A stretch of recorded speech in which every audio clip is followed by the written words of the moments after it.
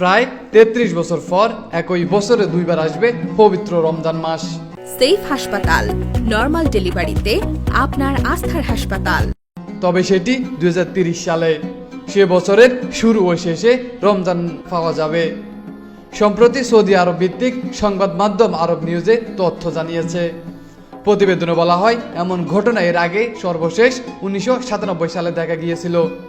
সে বছর জানুয়ারির শুরু ও ডিসেম্বরের শেষ রমজান মাস এসেছিল। সৌদি জ্যোতিষবিদ খালেদ আল জাকাক টুইটারে বলেন, চন্দ্র বর্ষপঞ্জিতে প্রায় প্রতি 30 বছর পর পর এমন দেখা যায়। হিজরি সন বা আরবি বর্ষপঞ্জি অনুযায়ী এক বছর পূর্ণ হয় 354 দিনে। অপরদিকে ইংরেজি সন বা গ্রেগরিয়ান বর্ষপঞ্জি এক বছর পূর্ণ হয় 365 দিনে। সে হিসেবে প্রতি বছর 11 দিন করে এগিয়ে যায় আরবি মাসগুলো।